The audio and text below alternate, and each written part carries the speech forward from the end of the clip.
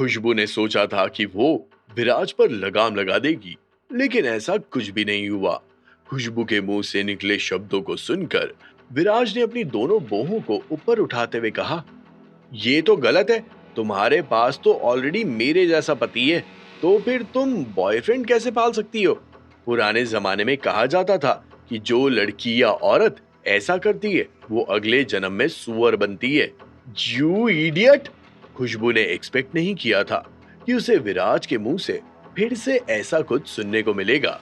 विराज की बात सुनकर खुशबू को इतना तेज गुस्सा आया कि वो तुरंत ही विराज के सामने जाकर खड़ी हो गई थी और उसने तय कर लिया था कि एक थप्पड़ तो वो विराज के गाल पर मार के ही रहेगी। लेकिन विराज ने उसके मंसूबों पर पानी फेर दिया था। जैसे ही खुशबू ने अपना हाथ हवा में उठाया, वैसे ही विराज ने उसकी कलाई पकड़ ली थी। शुरुआत में जानवी खुशबू की मदद करना चाहती थी, लेकिन जल्द ही जानवी को पता चल गया कि खुशबू एक पैरानॉइड इंसान है। विराज के लिए उसका एटीट्यूड बहुत ही खराब था और वो अपनी सारी प्रॉब्लम्स के लिए विराज को ही जिम्मेदार मानती थी। और इस वजह से जानवी के मन में खुशबू के परिवार के लिए इज्जत पूरी तरह से निकल गई थी। और ये सब होने में जानवी को ज्यादा समय भी नहीं लगा था। वो समझ गई थी कि उसके लिए क्या अच्छा है और क्या बुरा है। विराज की उस हरकत ने जानवी के चेहरे पर मुस्कान ला दी थी। जानवी को मुस्कुराता हुआ देखकर खुशबू का खून खौल उठा था। गुस्से में खुशबू ने जानवी और विराज की ओर देखते हुए कहा, तुम दोनों इडियट्स किस बात पर इतना हंस रहे हो? अरे वाह, तुम्हें स्वर्ग और धरती की परवाह है, लेकिन क्या तुम इस बात की परवाह कर सकती हो कि मैं कैसे हंसता हूं? अगर तुम ये नहीं सोचना चाहती तो तुम्हें मुझ पे क्रश है तो कोई बात नहीं, मैं तुम्हें फिर भी प्लीज करने के लिए तैयार हूं, लेकिन तुम्हें तुम्हारा बिहेवियर सुधारना होगा। ये सब मेरे सामने नहीं चलेगा। उल्टा चोर कोतवाल को डांटे। विराज ने अभी खुशबू के सामने इस मुहावरे को सही साबित कर दिया था। You idiot! विराज की बात सुनकर खुशबू इस कदर गुस्सा हो गई कि उसने अपने दांत पीसे और अपनी एक टांग को जोर से जमीन पर पटका। लेकिन इस सब से कुछ होने वाला नहीं था और ये बात खुशबू भी बहुत अच्छे से समझती थी। उसी समय विनायक सेठ भी अपने हाथ में वाइन और खाना लेकर वहां पहुंच गए थे। ये देखकर तुरंत ही खुशबू अपने पिता की तरफ बढ़ी और उनका एक हाथ पकड़कर बोली, डैड, ये लड़का मेरे साथ कुछ ज्यादा ही बदतमीजी कर रहा है। इसको मारने में मेरी थोड़ी मदद कीजिए। ठीक है ठीक है, जब ये यहाँ से जाना चाहता है तो तुम इसे यहाँ से जाने क्यों नहीं दे रही हो? ऊपर से कह रही हो कि ये बदतमीजी कर रहा है। गलती तो तुम्हारी है ना? जैसे ही विनायक सेठ के मुंह से ये शब्द बाहर आए, वैसे ही खुशबू के चेहरे के होश उड़ गए थे। आप वाकई में मेरे डैड है? क्या आप एक बाहर वाले की साइड क्यों ले रहे हैं? तुरंत ही खुशबू ने विनायक सेठ से कहा। खुशबू के मुंह से निकले शब्दों को सुनकर विनायक सेठ के चेहरे पर मुस्कान आ गई थी। अपनी बेटी के कंधे पर हाथ रखकर उसे थपथपाते हुए विनायक ने कहा, ऑफ कोर्स मैं तुम्हारा बाप हूं। क्या तुम्हें कोई शक है? छोड़ो वो सब। देखो मैं तुम्हारे लिए क्या क्या लाया। रोस्टेड चिकन, मटन और कुछ फिश। विनायक सेठ ने तुरंत ही टॉपिक बदल दिया, क्योंकि उन्हें पता था कि अगर उन्होंने उस टॉपिक पर ज्यादा डिस्कशन किया तो खुशबू की माँ का भूकू फिर से शुरू हो जाएगा और उसके बाद खुशबू की माँ को झेलना उनके लिए बिल्कुल भी आसान नहीं होगा। अरे वाह, क्या बात है! लगता है आज यहाँ पर बहुत सारे लोगों के बीच दावत होने वाली है। रोस्टेड चिकन, मटन और फिश, इस तरह का रहन सहन तो मैंने भी पहले नहीं देखा। ये तो मुझसे भी ज्यादा अच्छा है। और अगर ऐसी बात है तो लगता है कि तुम लोगों के अच्छे दिन फिर से आ गए हैं। तो चलो फिर, देर किस बात की, निकालो मेरा पैसा। उसी समय विनायक सेठ को एक कड़क आवाज सुनाई दी। जैसे ही विनायक सेठ ने अपना चेहरा घुमाया तो पाया कि एक मोटी औरत विराज और बाकी के लोगों के पास बढ़ती हुई चली आ रही थी। जब विराज की नजर उस मोटी औरत पर पड़ी तो विराज पूरी तरह से स्टन रह गया था।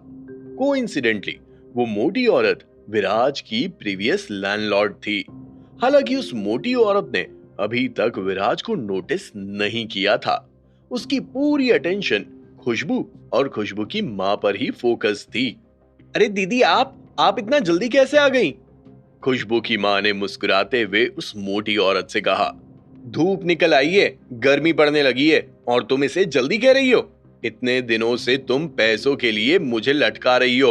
अगर तुमने मुझे मेरे पैसे जल्दी से जल्दी नहीं दिए तो मुझे डर है कि कहीं तुम यहाँ से 9 2 11 ना हो जाओ।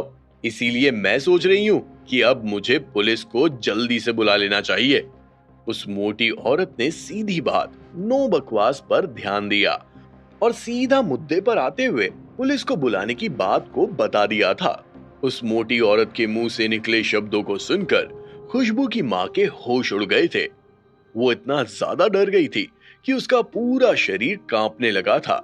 तुरंत ही उसने मुस्कुराते हुए कहा, अरे दीदी, पुलिस को बुलाने की कोई जरूरत नहीं है। हम और आप तो कितने सालों से एक दूसरे के पड़ोसी हैं। मुसीबत में हमेशा एक दूसरे के काम आए हैं। मैं मानती हूँ कि हमारी वजह से आपकी दुकान भी जल गई, लेकिन आप चिंता मत कीजिए। हम जल्दी इस घर को बेच देंगे और जो भी पैसा आएगा उससे सबसे पहले आपका ही कर्जा चुकाएंगे। अगर आपने पुलिस को बुलाया तो इससे सीधा सीधा हमारे रिश्ते पर असर पड़ेगा। तेरी बात में दम है सुधा, लेकिन मैं भी क्या करूं? मुझे मेरी दुकान किराए पर देनी थी, अब वो पूरी जल गई है और जो भी देखने आ रहा है वो बोल रहा है कि उसे रिपेयर करवा कर दो। अब अगर तुझसे रिश्ता ही निभाती रहूंगी तो मैं अपना घर कैसे चलाऊंगी? तू फिर से नौकरी क्यों नहीं कर लेती? कम से कम थोड़ा बहुत पैसा आएगा तो तू मुझे थोड़ा थोड़ा करके दे, लेकिन कुछ तो दे। उस मोटी औरत की बात सुनकर कम से कम हमें ये तो पता चला कि खुशबू की माँ का नाम सुधा था। साथ ही साथ बेचारी अपनी दुकान का पैसा मांग रही थी जो सेठ परिवार के पास देने के लिए नहीं था। अपनी बात को खत्म करने के बाद उस मोटी औरत ने एक नजर जानवी और विराज की ओर देखते हुए कहा, तुम लोग तो अभी काफी जवान हो, अच्छा खासा कमाते होंगे, इन लोगों की मदद क्यों नहीं करते हो? 1 2 करोड़ रुपए की मदद करो इनकी, जिससे इनका घर फिर से बन सके और मुझे भी मेरा पैसा मिल सके। ये लोग तुम्हें बाद में धीरे धीरे करके पैसा चुकाते रहेंगे, वरना पता नहीं मुझे कब पुलिस को बुलाना पड़े। एक बार फिर से उस मोटी औरत ने पुलिस का जिक्र कर दिया था, जिसे सुनकर सुधा के पैरों तले जमीन खिसक गई थी। ये लोग, अरे दीदी, क्या आप मजाक कर रही हैं? इस लड़के के कपड़े देख रही हैं? पूरा फटीचर है ये, हमारे घर पर खाना मांगने आया है। आपको लगता है कि इसके पास 1 करोड़ रुपए होगा? 1 करोड़ तो छोड़ो, 1,000 भी निकल जाए तो मैं गंगा नहा लूंगी। तुरंत ही खुशबू की मां ने पूरी तरह से टॉपिक का फोकस अब विराज की तरफ डाल दिया था, जिससे उस मोटी औरत का ध्यान भी थोड़ा डाइवर्ट हो जाए और वो बार बार पुलिस को बुलाने की धमकी ना दे।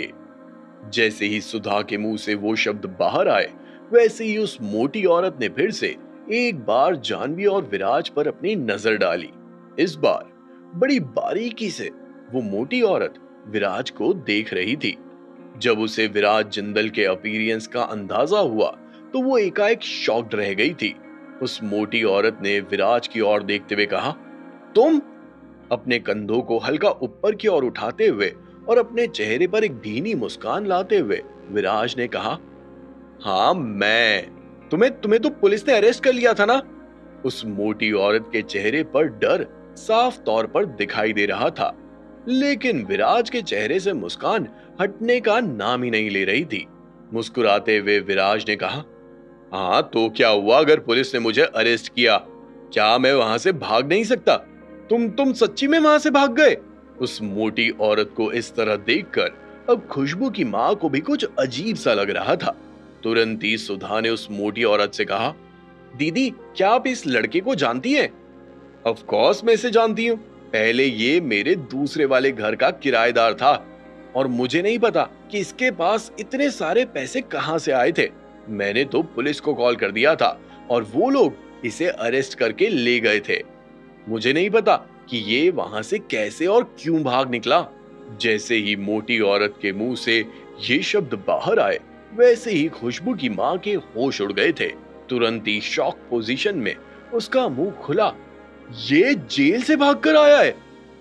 जैसे ही सुधा को उस मोटी औरत की बातों से पता चला कि विराज जेल से भागकर आया है, तो सुधा का चेहरा एकाएक सफेद पड़ गया था। सुधा को लगने लगा कि विराज कोई बहुत बड़ा गुंडा है और उसे उससे पंगा नहीं लेना चाहिए। जो कुछ भी सुधा ने थोड़ी देर पहले विराज से और उसके बारे में कहा, उसे सोचकर सुधा बहुत ही डर गई थी। तुरंत ही सुधा ने अपना मुंह खोलते हुए कहा, लड़के, जल्दबाजी करने की कोई जरूरत नहीं है। मैंने अभी कुछ ज्यादा ही बोल दिया था। I am sorry. हम अच्छे से भी बात कर सकते हैं। आंटी, आप फिर से गलत समझ रही हैं। विराज ने कोई कानून नहीं तोड़ा है। इसने तो लॉटरी का प्राइज जीता था। पुलिस ने इसे अरेस्ट किया जरूर था, लेकिन जब उन्हें पता चला कि इसने कुछ भी गलत काम नहीं किया है, तो उन्होंने इसे छोड़ दिया था। जानवी ने तुरंत ही एक्सप्लेनेशन देते हुए कहा, तो ये लॉटरी का टिकट खरीदता है? जानवी की बात सुनकर खुशबू की मां की जान में जान आई। लेकिन अब जब बात लॉटरी के प्राइज जीतने की थी, तो भला सुधा चुप कैसे रह सकती थी। तुरंत ही सुधा ने अपना मुंह खोलते हुए कहा, उस लॉटरी से तुमने कितना पैसा जीता? मुझे नहीं पता, लेकिन शायद कुछ करोड़ों रुपए। लेकिन अब तो ज्यादातर पैसा खर्च हो गया है।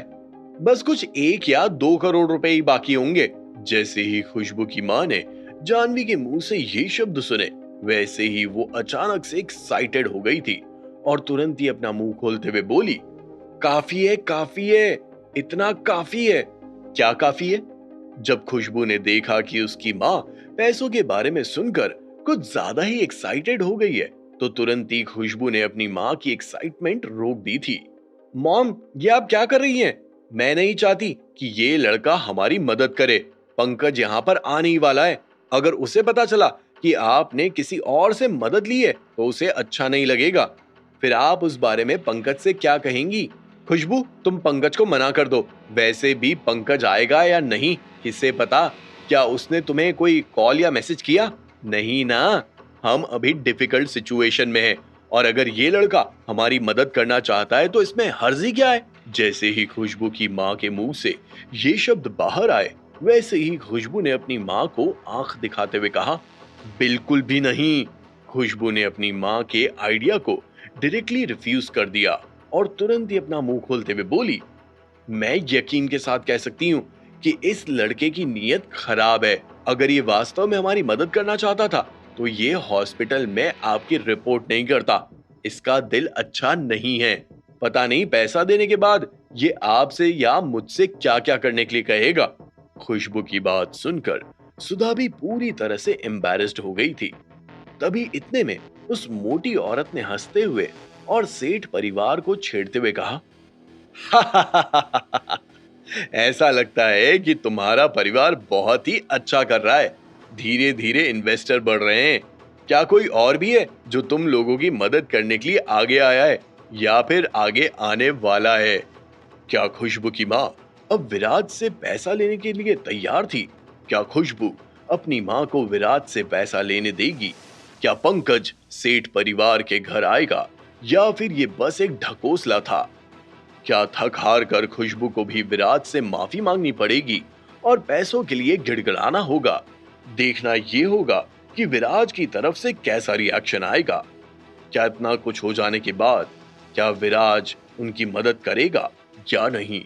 आगे क्या होगा, ये जानने के लिए सुनिए कैश ऑन माई माइंड, सिर्फ और सिर्फ पॉकेट एफएम पर।